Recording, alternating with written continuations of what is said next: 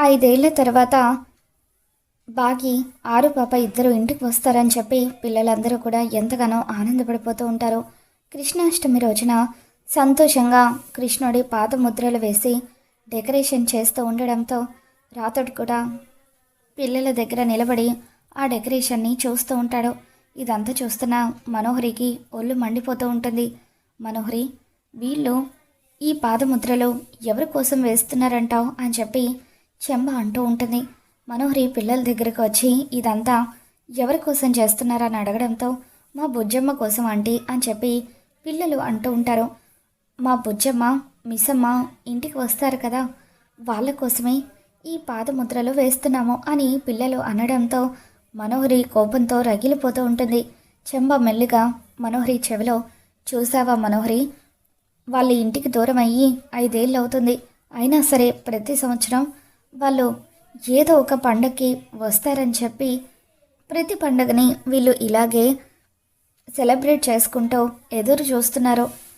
ఇక ఇలా అయితే ఈ ఇంట్లో నీకు విలువే ఉంటుంది అని చెంబ అంటూ ఉంటే వీళ్ళ ఆనందాన్ని ఇప్పుడే నేను పాడు చేస్తాను అని చెప్పి మనోహరి కావాలని పిల్లలు వేసిన ముగ్గుని కాలితో చెడుపుతో ఆ డెకరేషన్ అంతా కూడా పీకి పడేస్తూ ఉంటుంది. ఆంటీ, ఏం చేస్తున్నారంటే ఎంతో కష్టపడి మా బుజ్జమ్మ కోసం ఇదంతా చేస్తే ఒక్క క్షణంలో అదంతా కూడా నాశనం చేశారు కదా అని పిల్లలు అంటూ ఉంటే అప్పుడు రాథోడ్, అసలు పిల్లల ఆనందాన్ని చెడగొట్టడానికి మీరెవరు, మీకు ఏం అధికారం ఉందని ఇదంతా చేస్తున్నారు అని అంటూ ఉంటాడు.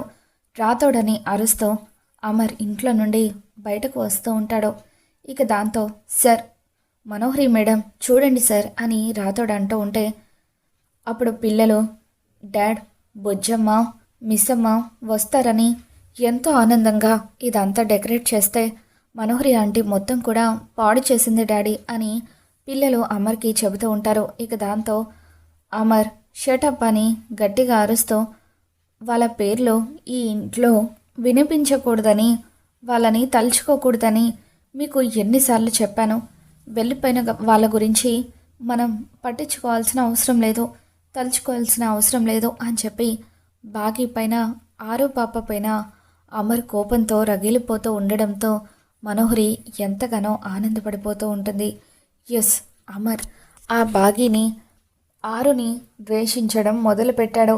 ఒకవేళ రేపో బాగి ఈ ఇంటికి వచ్చినా కూడా ఎట్టి పరిస్థితుల్లోనూ అమర్ వాళ్ళను రానివ్వడు అని చెప్పి మనోహరి తెగ ఆనందపడిపోతూ ఉంటుంది. సార్, మీరు మిస్సమ్మ గురించి ఇలా మాట్లాడుతున్నారా? మిస్సమ్మ కారణం లేకుండా ఏ పని చేయదు సార్.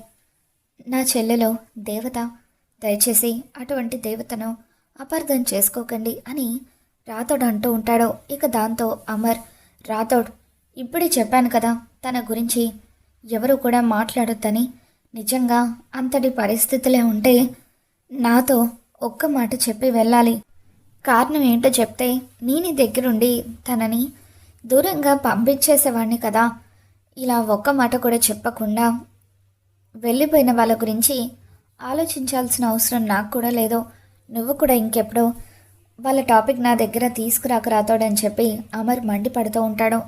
ఇక దాంతో పిల్లలంతా కూడా రాథోడ్ని పట్టుకొని బాధపడుతూ ఉంటారు. రాథోడ్, ఎందుకు రాథోడ్ డాడ్ మిస్సమ్మ మీద, బుజ్జమ్మ మీద ఇంత కోపాన్ని పెంచుకున్నారు? మిస్సమ్మ, బుజ్జమ్మ ఇక ఎప్పటికీ ఇంటికి తిరిగి రారా అని చెప్పి పిల్లలు అంటూ ఉంటే, లేదు పిల్లలు, మిస్సమ్మ గురించి నాకు తెలుసు, తను ఎక్కడున్నా కూడా మన గురించి ఆలోచిస్తుంది, ఖచ్చితంగా బుజ్జమ్మని తీసుకొని మిస్సమ్మ మళ్ళీ ఇంటికి వస్తుంది అని రాథోడ్ పిల్లలకు ధైర్యం చెప్తూ ఉంటాడు. ఇక ఇదంతా వింటున్న మనోహరి, ఏంటి వచ్చేది, వాళ్ళు వచ్చినా కూడా అమర్ వాళ్ళను ద్వేషించేలాగా, ఇంట్లోకి అడుగు పెట్టకుండా చేసేలాగా నేను చేస్తాను అని చెప్పి మనోహరి అనుకుంటుంది.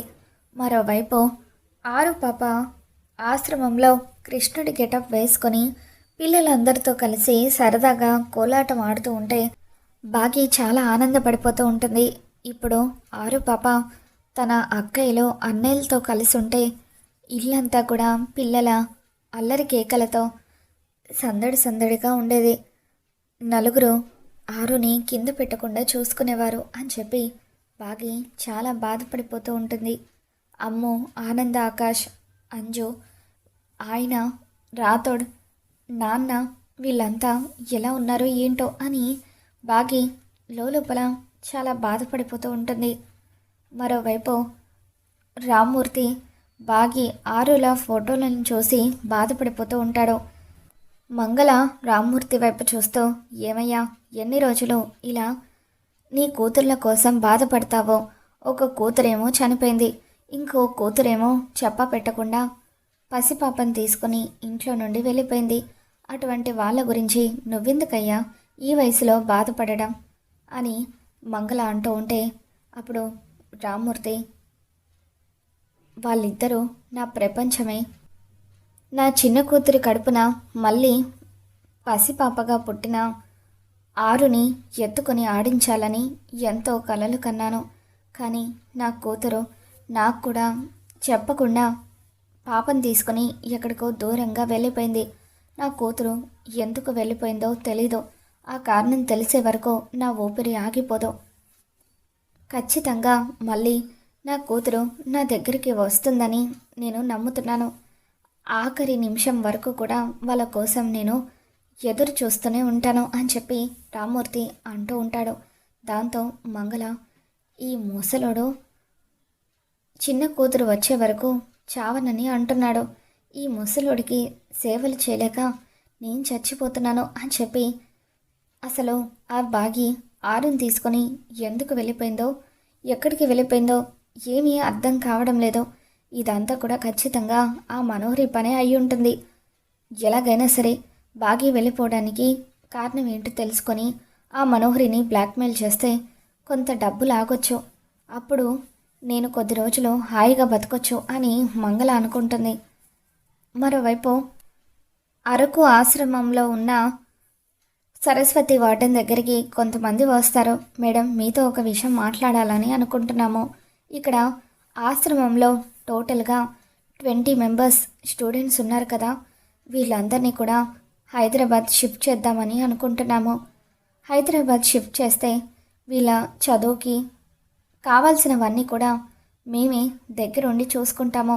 అక్కడైతే వీళ్ళకు చదువు చెప్పడానికి మంచి మంచి టీచర్స్ ఉంటారు, వసతులు కూడా చాలా బాగుంటాయి అని ఇద్దరు వాలంటీర్స్ సరస్వతి వార్డెన్కి చెబుతూ ఉంటారు.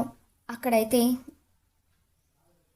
ఆ ఆశ్రమంలో మిగతా 30 మెంబర్స్ స్టూడెంట్స్తో పాటు వీళ్ళు కూడా ఒక ఫ్యామిలీ లాగా కలిసిపోతారు.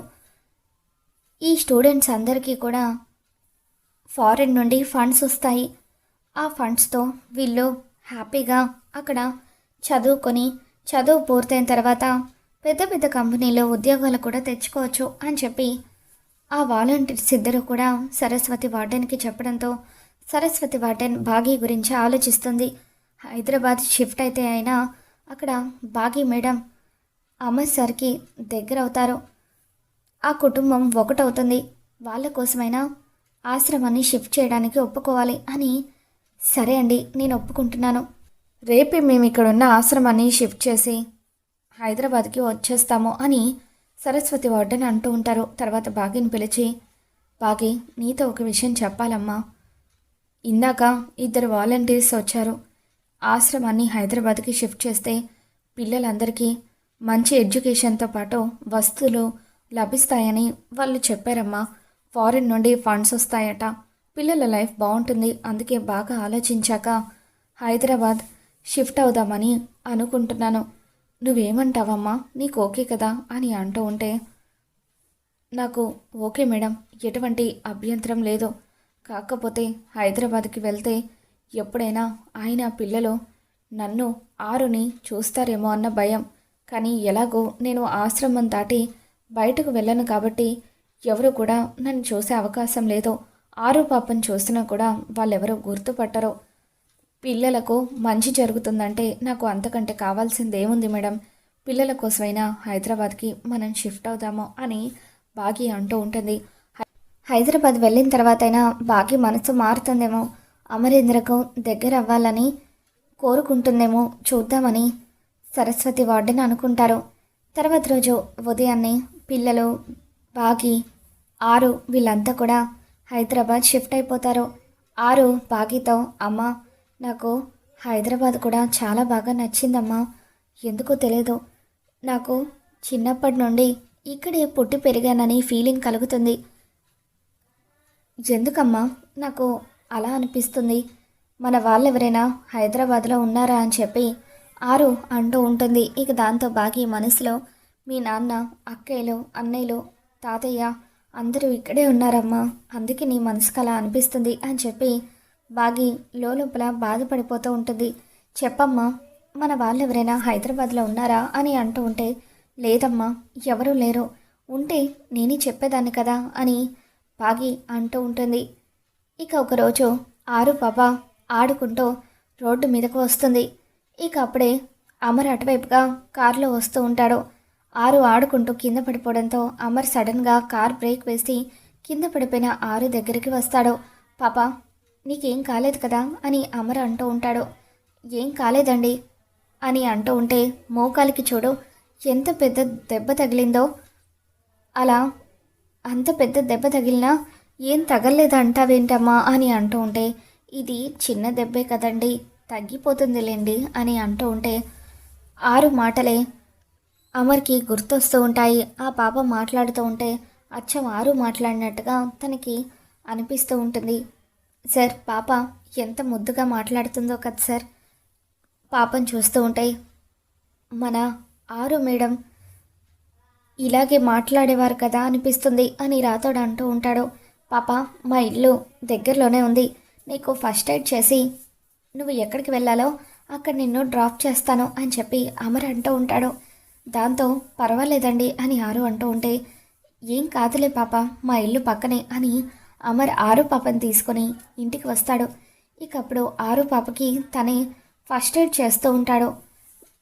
నలుగురు పిల్లలు కూడా కిందకు వచ్చి, ఎవరు డాడీ ఈ పాప అని అడుగుతూ ఉంటే, రాతోడు, ఇందాక పాప రోడ్డు మీద పడిపోయి దెబ్బ తగిలించుకుందమ్మా, దాంతో సార్ పాపను ఇంటికి తీసుకొచ్చారు అని అంటూ ఉంటే, అప్పుడు ఆరు పాప, మిమ్మల్ని చూస్తూ ఉంటే నాకు కూడా మీలాంటి అక్కలు అన్నయ్యలు ఉంటే ఎంత బాగుంటుందో అనిపిస్తుంది అని ముద్దు ముద్దుగా మాట్లాడుతూ ఉంటుంది. డాడ్, తనని చూస్తూ ఉంటే బుజ్జమ్మే గుర్తుకు వస్తుంది డాడ్, బుజ్జమ్మ కూడా ఇలాగే ఉండేదేమో అని పిల్లలు అంటూ ఉంటారు. ఇక దాంతో మా అమ్మ కూడా నన్ను అలాగే పిలుస్తుంది అని ఆరు పాప అంటూ ఉంటుంది. ఇంతకీ నీ పేరేంటని పిల్లలు అడుగుతూ ఉంటారు. అరుంధతి అని పాప చెప్పడంతో అమర్తో పాటు పిల్లలందరూ ఒక్కసారిగా షాక్ అవుతూ ఉంటారు. మనోహరి భయంతో వణికిపోతూ ఉంటుంది. హాయ్ ఆంటీ, నా పేరు అరుంధతి అని చెప్పి ఆరు పాప మనోహరికి షేక్ హ్యాండ్ ఇవ్వడంతో మనోహరికి ఒక్కసారిగా షాక్ కొట్టినట్టుగా అవుతుంది.